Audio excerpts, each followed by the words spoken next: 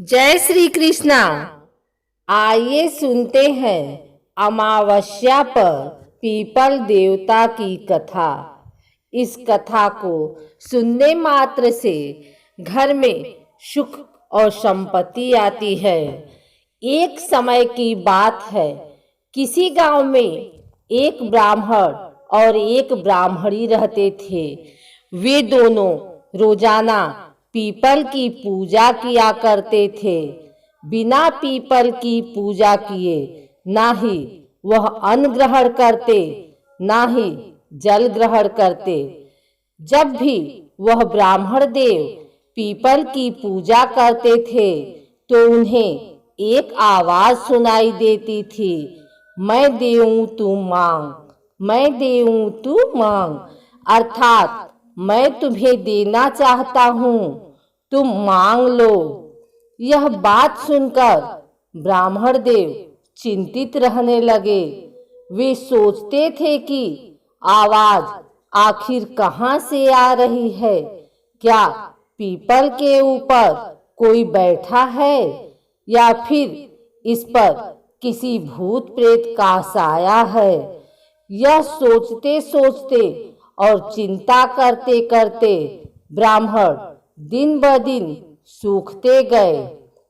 जब एक दिन घर जाकर विचार करते करते बहुत समय बीत गया, तब ब्राह्मणी बोली, आप चिंतित क्यों हो? आप दिन ब दिन सूखते जा रहे हो। तब ब्राह्मण बोले, पूछो मत। वह बोली, आपको क्या चिंता है? तब ब्राह्मण बोले, मैं जब भी पीपल की पूजा करता हूँ तो उसमें से एक आवाज आती है, मैं देऊं तू मांग, मैं देऊं तू मांग। पता नहीं वह कौन है, क्या कोई भूत प्रेत है? तब ब्राह्मणी कहती है, वह स्वयं ब्रह्मदेव हैं, क्योंकि पीपल में साक्षात ब्रह्मदेव का रूप है। आप मांग लो। वह बोला, मुझे नहीं पता कि मैं क्या मांगू। वह बोली, आप कहना, 16 साल की काया दो, 1000 साल की माया दो, बेटे पोते का परिवार दो, सारा सुख दो। ब्राह्मण अगले दिन फिर पीपल सींचने लगे। तब वह आवाज फिर से सुनाई पड़ी, मैं देऊं तू मांग, मैं देऊं तू मांग।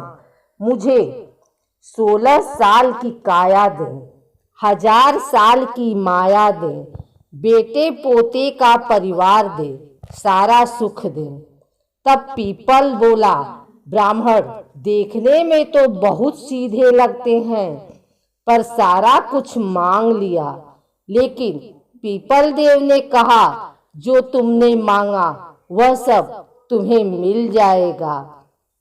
तब ब्राह्मण देव वहां से चल दिए और विचार किया, क्यों, मैंने तो इतना सब मांग लिया, लेकिन पीपल देव ने कुछ किया तो नहीं। ऐसा ही विचार करते करते वह अपने घर को चल दिए और यही विचार करते करते वह अपने घर से आगे निकल गए। ब्राह्मणी ने यह सब कुछ देखा और ब्राह्मण को पीछे से आवाज दी, क्या आप अपने घर को ही भूल गए? तब ब्राह्मण देव कहते हैं, अपनी तो एक छोटी सी झोपड़ी थी, यह महल कब और कैसे बन गया? अभी तो थोड़ी देर पहले पीपल सींचने गया था तो झोपड़ी ही थी। तब ब्राह्मणी बोली, मैं आपको कहती थी ना, पीपल देव ब्रह्मा जी का रूप हैं और पीपल देव से मांगने से हमारे पास सब कुछ हो जाएगा। मुझे तो पीपल देव ने सब कुछ दिया ही नहीं, मेरे तो हाथ खाली हैं, मैं तो खाली हाथ आया हूँ, ऐसा ब्राह्मण ने कहा। तब ब्राह्मणी कहती है, पीपल देव ने तो हमें बहुत कुछ दे दिया, आप अंदर आइए और देखिए। पीपल देव ने हमें क्या कुछ दे दिया। हे पीपल देव, मैं आपकी माया नहीं समझ पाया। आपने तो मुझे बहुत कुछ दे दिया। तब ब्राह्मण देव ने पूरे गांव में ढिढोरा पिटवाया कि सभी लोग पीपल देव की पूजा करें। मान्यता है कि पीपल के पेड़ की पूजा खास तौर पर शनि दोष को दूर करने के लिए की जाती है। कहते हैं कि पीपल के पेड़ की पूजा से शनि देव प्रसन्न होते हैं। इसके साथ ही आर्थिक परेशानियां भी दूर होती हैं। वैशाख तथा ज्येष्ठ मास में विष्णु भगवान की पूजा और पीपल को सींचने का महत्व है। मान्यता है कि इस महीने भगवान विष्णु को सुबह, दोपहर और शाम को राम व श्याम तुलसी चढ़ाने से सभी पापों से मुक्ति मिल जाती है। इस महीने में तीर्थ स्नान के बाद पीपल को जल, कच्चा दूध व जल चढ़ाकर दीपक लगाने की शास्त्रोक्त परंपरा है। ज्येष्ठ मास में प्रतिदिन पीपल देव को सींचने से सभी प्रकार की समस्या दूर होती है तथा हर मनोकामना पूर्ण होती है। हिंदू धर्म में पीपल के वृक्ष को सबसे पवित्र माना गया है। इस वृक्ष की महत्ता के बारे में स्वयं भगवान कृष्ण ने गीता में कहा है कि इसका मतलब है कि भगवान श्री कृष्ण कहते हैं कि मैं वृक्षों में पीपल हूँ, जिसके जड़ में ब्रह्मा जी, तने में विष्णु जी और वृक्ष के अग्रभाग या पत्तियों में भगवान शिव साक्षात रूप में विराजमान रहते हैं। वहीं स्कंद पुराण में भी पीपल के जड़ में भगवान विष्णु, तने में केशव अर्थात श्री कृष्ण, डालियों या शाखाओं में नारायण और फलों में समस्त देवताओं के वास होने की बात कही गई है।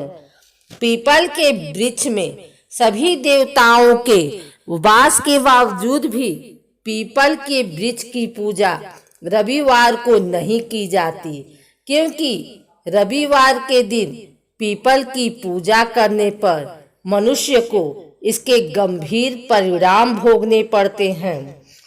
रविवार को पीपल की पूजा न करने के पीछे एक कथा प्रचलित है। उस कथा के मुताबिक एक बार माता लक्ष्मी और उनकी बहन दरिद्रा विष्णु भगवान के पास गए और उनसे बोली कि हे जगत के पालनहार, कृपा करके आप हमें भी रहने के लिए कोई स्थान दे दीजिए। इस पर भगवान विष्णु ने माता लक्ष्मी और उनकी बहन दरिद्रा को पीपल के वृक्ष में वास करने का स्थान दिया। इस तरह से दोनों बहनें पीपल के वृक्ष में निवास करने लगी। एक बार जब भगवान विष्णु ने माता लक्ष्मी से विवाह करने का प्रस्ताव रखा तो माता लक्ष्मी ने भगवान को मना कर दिया, क्योंकि माता लक्ष्मी की बहन दरिद्रा का विवाह नहीं हुआ था।